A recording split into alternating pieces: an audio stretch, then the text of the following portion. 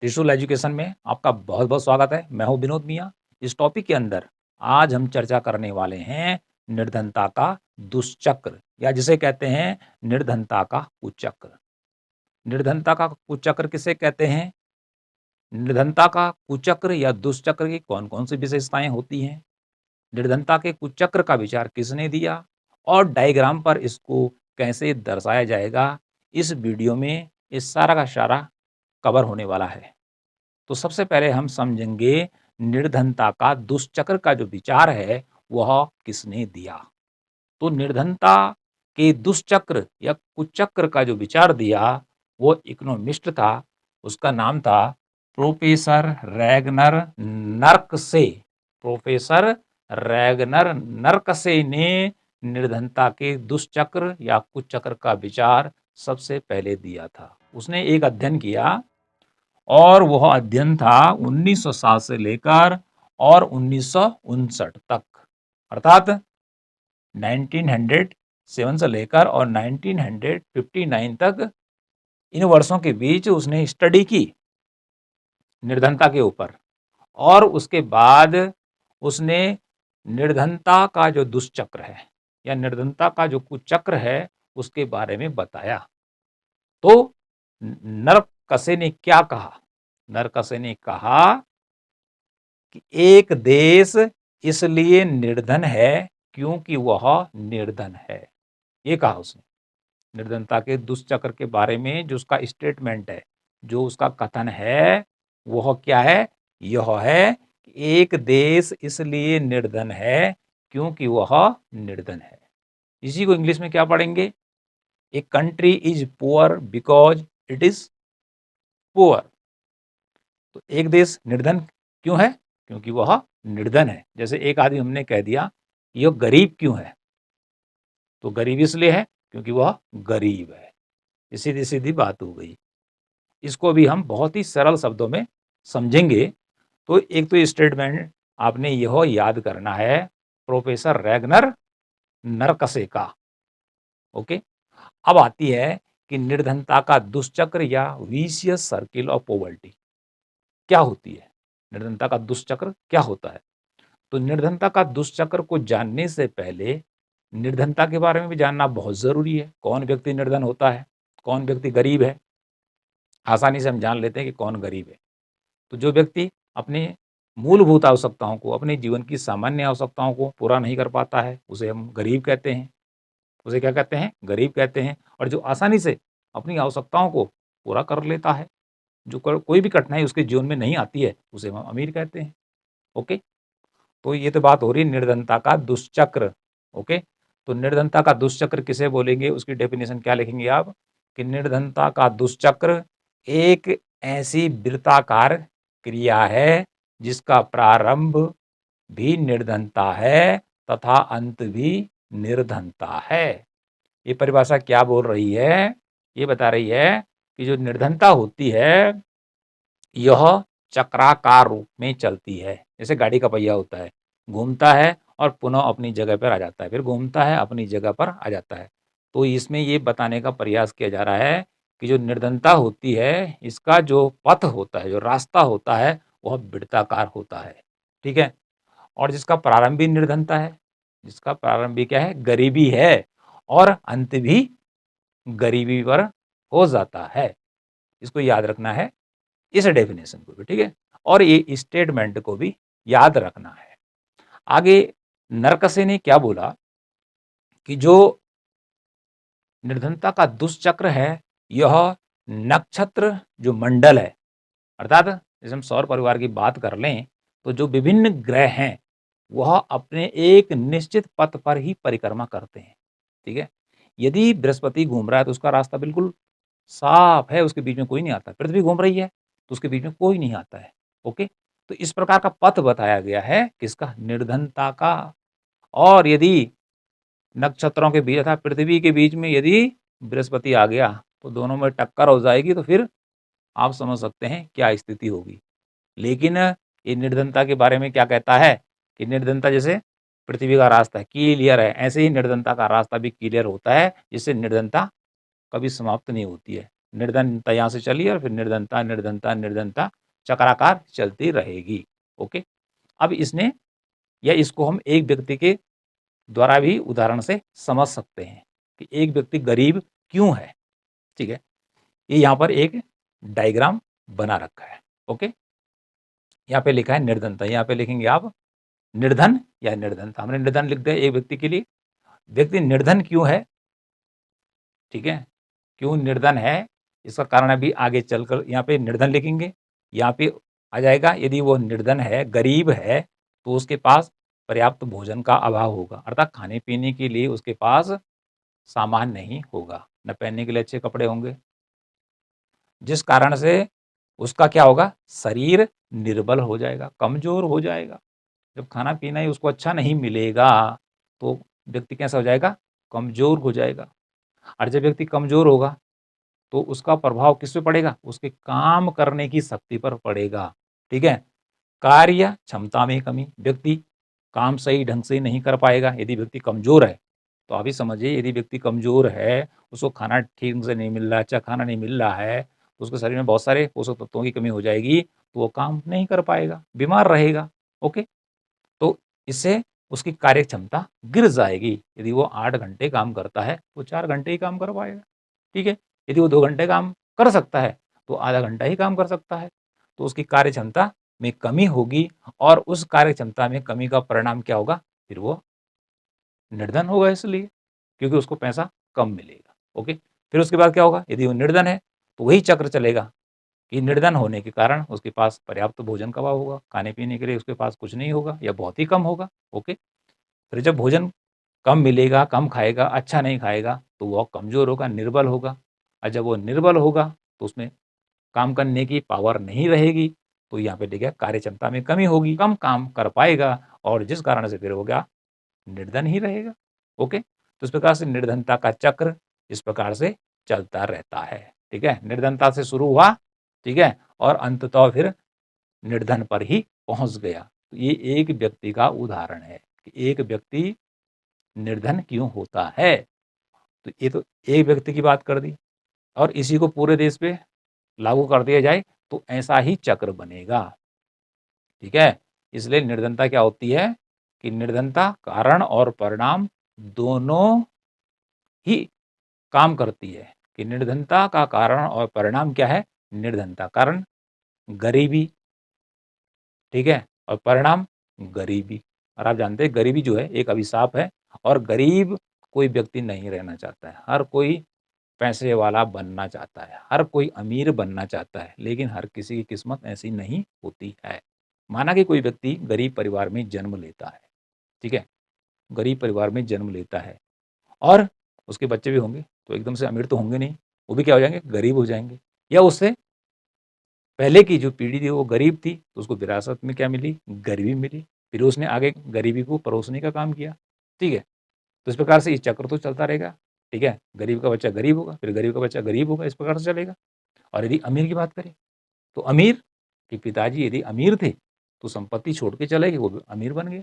ठीक है, जन्म से ही, फिर अगला फिर अमीर, फिर अमीर, इस प्रकार से चलता रहता है। ठीक है, तो हम गरीबी के दुष्चक्र की बात कर रहे हैं कि गरीबी का जो चक्र है वो लगातार कैसे चलता है। जैसे हमने यहाँ पे एक व्यक्ति का उदाहरण दिया कि निर्धन होने के कारण, ठीक है, ये एरो करेंगे, इधर बनाएंगे, लिखेंगे पर्याप्त भोजन का अभाव, एरो बनाएंगे, यहाँ पे लिखेंगे निर्बल, एरो बनाएंगे कार्य क्षमता, तो एरो स्टार्टिंग यहाँ से हो रहा है, इधर को जा रहा है, फिर यहीं से घूम के जा रहा है। ओके, व्यक्ति निर्धन क्यों है, निर्धन इसलिए है होने के कारण व्यक्ति के पास पर्याप्त भोजन खाने के लिए नहीं होगा, जिस कारण से वह कमज़ोर होगा, कमज़ोर होने से काम कम कर पाएगा, काम कम कर पाएगा तो उसको मजदूरी नहीं मिल पाएगी, ज़्यादा पैसा उसके पास नहीं होगा, फिर वो क्या हो जाएगा, निर्धन हो जाएगा। ठीक है, फिर इस प्रकार से चलेगा, फिर वो कुल मिला के निर्धन ही रहेगा। वो तो सबसे पहले निर्धनता का जो दुष्चक्र है, इसको कुचक्र भी बोलते हैं। इसका विचार किसने दिया, इसको याद रखना है, प्रोफेसर रैगनर नरकसे। तो इतनी बात तो कंप्लीट हो गई। अब बात आगे करते हैं कि जो निर्धनता का दुष्चक्र है, नरकसे के द्वारा बताया गया है, क्या क्या विशेषताएं होती है निर्धनता के दुष्चक्र की। किसी किताब में कुछ चक्र भी लिखा रहेगा, तो निर्धनता कोई सुचक्र नहीं है, कोई अच्छा चक्र नहीं है। निर्धनता तो दुष्चक्र है, निर्धनता बुराई है, ठीक है? निर्धनता व्यक्ति की ज़िंदगी को ख़त्म कर देती है, क्योंकि उसको जीने के लिए हर चीज़ उपलब्ध नहीं हो पाती है। तो निर्धनता के दुष्चक्र की कौन-कौन सी विशेषताएँ हैं, इन विशेषताओं पे नज़र डालते हैं। पहला है कारण और परिणाम स्वयं निर्धनता है, अर्थात निर्धनता को कारण भी बताया गया है और परिणाम भी बताया गया है, ठीक है? व्यक्ति निर्धन क्यों है? कारण है क्योंकि वह गरीब है, ठीक है? और परिणाम भी क्या है? क्योंकि वह गरीब है। जैसे इस चक्र में आया कि निर्धन क्यों है? ठीक है? यहीं से स्टार्ट कर दी, निर्धनता के पर्याप्त भोजन नहीं मिल पाया उसको, वो कमज़ोर हो गया, कमज़ोर होने के कारण कम काम कर पाया, उसे कम मज़दूरी मिली, ठीक है? जिससे वह गरीब हो गया, ठीक है? इस प्रकार से। तो निर्धनता का कारण और परिणाम स्वयं निर्धनता या पॉवर्टी को माना गया है। ये पहला वाला विशेषता आपने याद रखना है। दूसरा है निर्धनता प्रारंभिक बिंदु से अंतिम बिंदु तक चक्रीय ढंग से क्रिया और प्रतिक्रिया करके बढ़ती है। मतलब प्रारंभिक बिंदु से निर्धनता यहाँ से बढ़ी, तरह से पर्याप्त भोजन का अभाव, फिर निर्बल, फिर कार्य क्षमता में कमी और फिर निर्धन। तो इस प्रकार से देख रहे हैं एक सर्किल में चल रहा है। तो इस प्रकार से कि निर्धनता का जो प्रारंभिक बिंदु से अंतिम बिंदु तक चक्र ढंग से क्रिया और प्रतिक्रिया करके निर्धनता बढ़ती है। ये तो हमने एक व्यक्ति की बात की, और यदि देश में पूरे देश की बात कर दें, अल्प विकसित देशों की बात कर दें, क्योंकि उसने स्टडी इतनी पुरानी की है, उस समय अल्प विकसित देशों में तो हमारा देश भी शामिल था, ठीक है?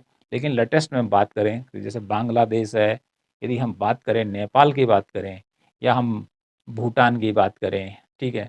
यदि अफ्रीका के हम बहुत गरीब देशों की बात करें, जैसे लीबिया है, ठीक है? इसकी बात करें, या हम और अंदर चले जाएँ, तंजानिया की बात करें, तो ऐसे अल्प विकसित बहुत सारी कंट्रीज़ हैं और एक विकसित देश है। जैसे अमेरिका है, फ्रांस है, जर्मनी है, जापान है, ये विकसित राष्ट्र हैं। और हमारा जो देश वर्तमान में जो कंडीशन है, वह विकासशील देशों की श्रेणी में आता है। किस श्रेणी में आता है? विकासशील देशों की श्रेणी में आता है, क्योंकि वह अल्प विकसित श्रेणी से ऊपर उठ चुका है, ठीक है? बहुत सारी सुविधाएँ जो हैं हमारे देश के अंदर आ चुकी हैं। तो निर्धनता का प्रारंभ बिंदु से अंतिम बिंदु तक निर्धनता चक्र रूप से क्रिया और प्रतिक्रिया करके आगे बढ़ती है, इसमें बताया दिया है मैंने। अगला है इसका प्रभाव संचयी होता है। संचयी मीन्स होता है स्टोर करना, अर्थात गरीबी बढ़ेगी, ठीक है? गरीबी या जो इसका जो प्रभाव होता है, किसका? निर्धनता का जो दुष्चक्र है, इसका प्रभाव होता है संचयी। यदि यहाँ पे 5 हैं, ठीक है? निर्धन, और इनके बच्चे हो गए, फिर इनके बच्चे हो गए, तो इस प्रकार से ये तो 5 कम 5 5 10 5 15 ऐसे तो बढ़ते चले जाएंगे, ठीक है?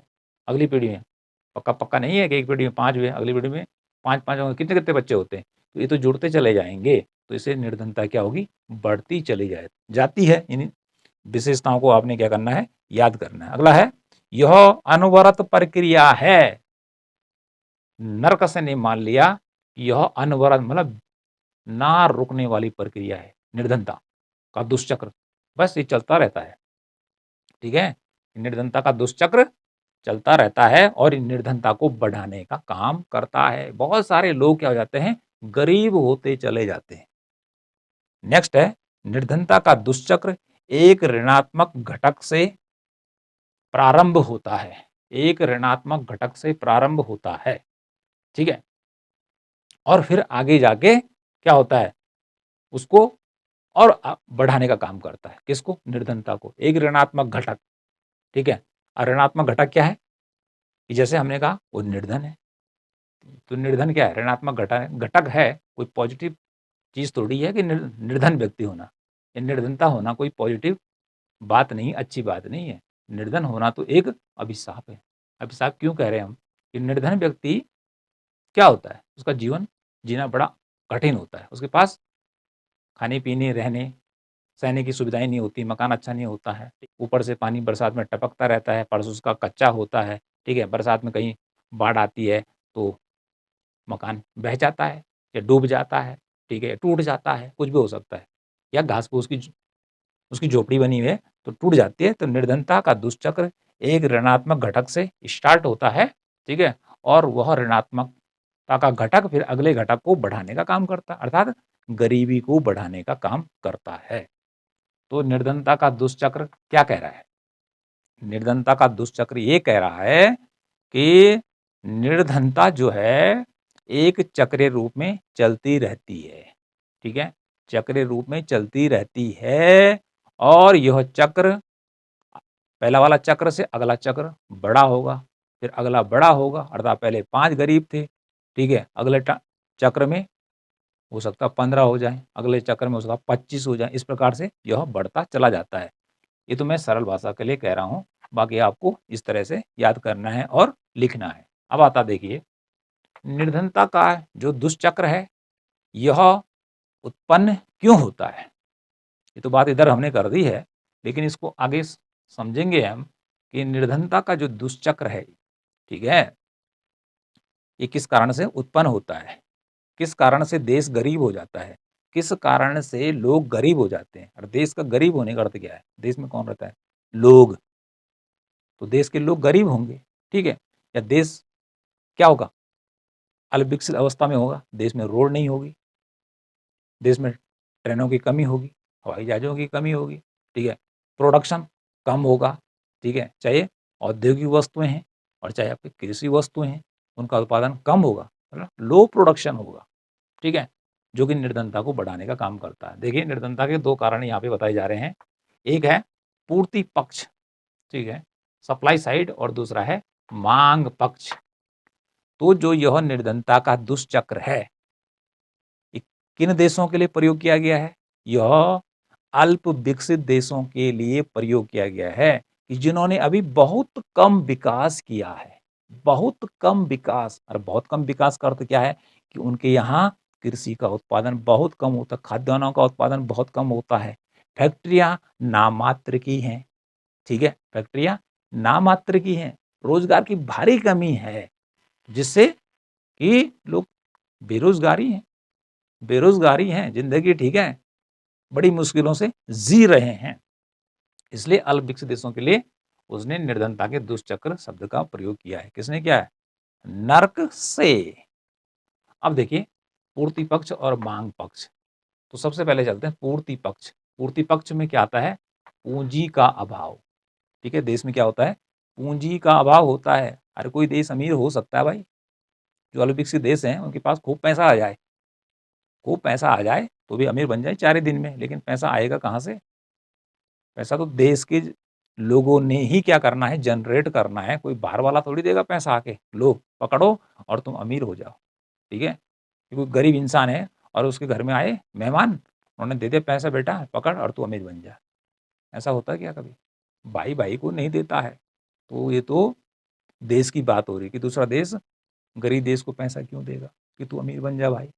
देखिए, तो पूर्ति पक्ष में आता है कि जो गरीब देश हैं या अल्प विकसित देश हैं, उनके पास पूंजी का अभाव होता है, ठीक है। अब इस बात को यहाँ पे समझना है, ठीक है, चक्राकार रूप में, ठीक है, इस सर्किल रूप में, कि निर्धनता को हम कह सकते हैं कि उस देश में आर्थिक पिछड़ापन है, आर्थिक पिछड़ापन है उस देश में, कि उस देश की आर्थिक स्थिति सही नहीं है।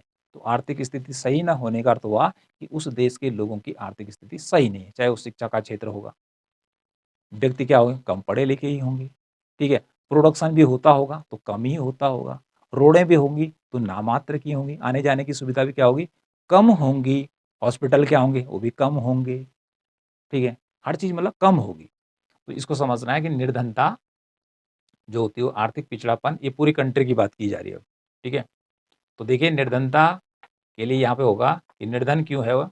कोई देश कम उत्पादकता, कि उस देश में जो उत्पादन होता है कि प्रति व्यक्ति वह कम होता है उत्पादन। जैसे हो सकता है कि अमेरिका में एक व्यक्ति कितना उत्पादन कर सकता है? माना वो 100 रुपए का उत्पादन कर सकता है, और गरीब देश में वही व्यक्ति कितना उत्पादन कर सकता है? गरीब देश का वो 20 रुपए का कर सकता है। तो लगा लीजिए आपकी कितना अंतर आ गया। तो देखिए, निर्धनता या आर्थिक पिछड़ापन होने पर क्या होगा? उत्पादकता गिर जाती है, प्रोडक्शन कम होता है। अब इसका प्रभाव कम कहाँ पड़ेगा? जब प्रोडक्शन कम होगा, प्रति व्यक्ति उत्पादकता कम होगी, कम, ठीक है, काम करेगा, कम उत्पादन करेगा, ठीक है, तो कम आय, उसको आय क्या होगी? कम मिलेगी, ठीक है। जब व्यक्ति उत्पादन करेगा 100 रुपये का माना, तो उसको दिहाड़ी क्या उसका नाम 500 रुपये की मिलेगी, उसको 100 रुपये के बराबर मिलना चाहिए लगभग, ठीक है। तो ऐसे में जब उत्पादकता अल्प विकसित देशों के लोगों की कम होगी, तो फिर आय क्या होगी? उनकी कम होगी, कम पैसा कमाएँगे। उसका अगला प्रभाव कहाँ पड़ेगा? इधर से देखिए, चक्र इधर से चल रहा है, ये इधर एरो बना रखा है, फिर इधर कम उत्पादकता, उसके बाद कम आय। जब लोगों की आय, प्रति व्यक्ति आय कम होगी, कम पैसा कमाएँगे, तो उसका प्रभाव क्या होगा कि जब वो बचत भी कम करेंगे। अरे बचत कहाँ से करेंगे? बचत तो तब करेंगे ना कि जब उनके पास बहुत सारा पैसा आए, बहुत सारा पैसा कमाएँ, ठीक है, खाएँ-पिएँ और उसके बाद बचे। तो जब ऑलरेडी खाने-पीने के लिए ही पैसा पर्याप्त नहीं है, तो बचत भी कम होगी। अर्थात कुछ लोग ऐसे तो ज़रूर होंगे कि जो बचत करेंगे, सभी नहीं कर पाएँगे, लेकिन कुछ कुछ ना कुछ कर पाएँगे। लेकिन उनकी जो बचत होगी पूरे देश के हिसाब से, वो क्या होगी? कम होगी, ठीक है? बहुत कम होगी। अब इसका परिणाम क्या होगा? कम बचत, तो यदि कम बचत होगी, तो कम निवेश होगा। देश में जो इन्वेस्टमेंट है, जो पैसा लगाया जाएगा, ठीक है? कि कोई फैक्ट्री खड़ी करनी है, कोई फैक्ट्री लगानी है कपड़े की, और जब पैसा ही नहीं होगा, तो फैक्ट्री कहाँ से लगेगी? सीमेंट की फैक्ट्री लगानी है, तो कहाँ से लगाएगा? ठीक है? तो कम निवेश होगा, ठीक है? किस कारण से? कम बचत के कारण, कम निवेश होगा। तो जब क पैसा कम लगाया जाएगा, जहाँ 25 फैक्ट्रियों के लिए पैसा चाहिए था, वहाँ 1 फैक्ट्री लग रही है, ठीक है? तो उससे क्या होगा? पूँजी निर्माण में कमी। तो क्या होगा? जो अगली पूँजी स्थापित होने वाली है, फैक्ट्री स्थापित होने वाली है, 10 की जगह वो 1 ही लगेगी, या 25 की जगह 1 ही लगेगी, तो उसे कहेंगे कहेंगे पूँजी निर्माण में कमी, ठीक है? पूँजी निर्माण या रोड जो बनेगी, जिसको 100 किलोमीटर बनना था, वो केवल 1 किलोमीटर बन रही है, ठीक है? जो बिल्डिंग 10 मंजिली बननी थी, ठीक है? वो केवल 1 मंजिल बनी। तो इस प्रकार से पूँजी निर्माण की कमी होगी और उसके कारण फिर क्या होगा? निर्धनता उत्पन्न हो जाएगी, ठीक है? उसके बाद फिर कम उत्पादकता, फिर कम आय, फिर कम बचत, कम निवेश, फिर पूंजी निर्माण में कमी, और फिर इस प्रकार से ये चक्र निरंतर चलता रहता है। तो ये पूर्ति पक्ष है निर्धनता के दुष्चक्र का, जहाँ पर बताया जा रहा है कि पूंजी के अभाव के कारण पूंजी निर्माण में कमी होती है। इस पूरे चक्र को समझना है, सही ढंग से आप गोलाकार में बना देंगे। अब इसको सॉल्व में समझिए। कम आय, जब देश में कमाई होगी, ठीक है, तो जब लोगों की आय कम होगी, कम कमाएंगे, तो बचत क्या करेंगे? ज़्यादा करेंगे। अरे कमी तो बचत करेंगे। उसके बाद क्या होगा? कम निवेश होगा। जब बचत ही कम होगी, तो पैसा यदि किसी ने फैक्ट्री में लगाना है, किसी भी काम में लगाना है, तो कम ही पैसा लगेगा। कम पैसा लगेगा, तो कम ही पूंजी का निर्माण होगा, ठीक है, कम ही रोड बनेगी, कम ही फैक्ट्री लगेगी, ठीक है, कम ही कृषि का उत्पादन होगा, ठीक है। इसके बाद आगे क्या होगा? कम उत्पादकता होगी, अर्थात उत्पादन कम होगा, ठीक है। जहाँ 10 टन होना था, वहाँ 1 ही टन होगा, ठीक है। फिर कम आय होगी। तो इस प्रकार से ये चक्र जैसे यहाँ से स्टार्टिंग हुआ, तो इस प्रकार से घूमता चला जाएगा। ये शॉर्ट में लिखा गया, यहीं से उतार के इस प्रकार से इसको भी आप याद कर लेंगे। तो ये है पूर्ति पक्ष। पूर्ति पक्ष क्या दर्शाता है या क्या दिखाता है? पूर्ति पक्ष ये दर्शाता है कि निर्धनता का जो दुष्चक्र है, वह पूंजी के अभाव के कारण या बचत की कमी के कारण उत्पन्न होता है। जबकि होना क्या चाहिए? अभी हम मांग पक्ष भी पढ़ेंगे, क्योंकि बैलेंस होने के लिए, अर्थव्यवस्था का विकास होने के लिए मांग और पूर्ति दोनों बराबर होनी चाहिए। Demand and supply is equal, दोनों को बराबर होना चाहिए। लेकिन यहाँ पर न तो डिमांड बराबर होगी और ना सप्लाई बराबर होगी। अभी हमने जो बात की है, वो कर रहे हैं हम किसकी? सप्लाई साइड की। तो पूंजी का अभाव हो गया, ठीक है। अब इसके बाद हम पढ़ेंगे मांग पक्ष। निर्धनता के दुष्चक्र का पूर्ति पक्ष जानने के बाद अब आता है मांग पक्ष, ठीक है। और मांग पक्ष को भी एक चक्रीय आकार में चलता है, एक वृत्तीय आकार में चलता है। तो इसको किस प्रकार से आपने बनाना है? मांग पक्ष को यहाँ पे लिखेंगे आर्थिक पिछड़ापन, इधर से एरो बनाएंगे, यहाँ पे लिखेंगे कम उत्पादकता, फिर एरो बनाएंगे कम आय, फिर एरो बनाएंगे कम मांग, ठीक है, बाजार का सीमित आकार, फिर एरो बनाएंगे निवेश में कमी, फिर इधर को एरो बनाएंगे निम्न निवेश स्तर, फिर एरो बनाएंगे पूंजी निर्माण में कमी, इधर एरो बनाएंगे आर्थिक पिछड़ापन। ओके, इस प्रकार से एक आप सर्किल सही ढंग का बना लेंगे। अब ये मांग पक्ष में क्या कह रहा है कि जो अल्प विकसित देश होते हैं उन देशों में सबसे बड़ी जो समस्या होती है वो होती है डिमांड की कमी, अर्थात वस्तुओं और सेवाओं की डिमांड क्या होती है, बहुत कम होती, मांग बहुत कम होती है। कम क्यों होती है? क्योंकि उनमें आय का निम्न स्तर होता है, इतना पैसा ही नहीं होता है कि वो वस्तुओं को परचेज कर सकें, क्रय कर सकें। इसलिए यहाँ पर समस्या रहती है कम मांग की, कि लोग कम खरीदते हैं। हर कोई व्यक्ति चाहता है कि मैं ज़्यादा से ज़्यादा खरीदूं, लेकिन खरीदने के लिए क्या चाहिए? पैसा चाहिए, ठीक है? लेकिन ये पैसा इनके पास नहीं होता है। तो यहाँ पे मांग पक्ष को किस प्रकार से समझेंगे? यहाँ पे लिखा आर्थिक पिछड़ापन, गरीब है देश, तो गरीब होने के कारण उत्पादकता क्या होगी? हर क्षेत्र में, चाहे कृषि का है, उद्योग का है, सर्विस सेक्टर का, हर जगह उत्पादन कम होगा। जब उत्पादन कम होगा तो लोगों की आय क्या होगी? उसका प्रभाव पड़ेगा, इधर को आय कम होगी, लोगों के पास पैसा कम होगा। पैसा कम होगा तो लोगों के पास जब पैसा नहीं होगा तो वस्तुओं को ज़्यादा नहीं खरीद पाएंगे, तो इसलिए उनकी मांग क्या होगी? कम होगी। तो जब मांग कम होगी तो बाजार का जो आकार है वो सीमित होगा। जैसे आपके गांव में है, यदि बहुत मांग है, दुकानदार तभी दुकान खोलेंगे जबकि वहां पर बहुत ज़्यादा ग्राहक आते हों। पता चला कि ग्राहक आ ही नहीं रहा है, 2-4 आए, 10-15 आ रहे, तो एक ही दुकान खुलेगी, ठीक है?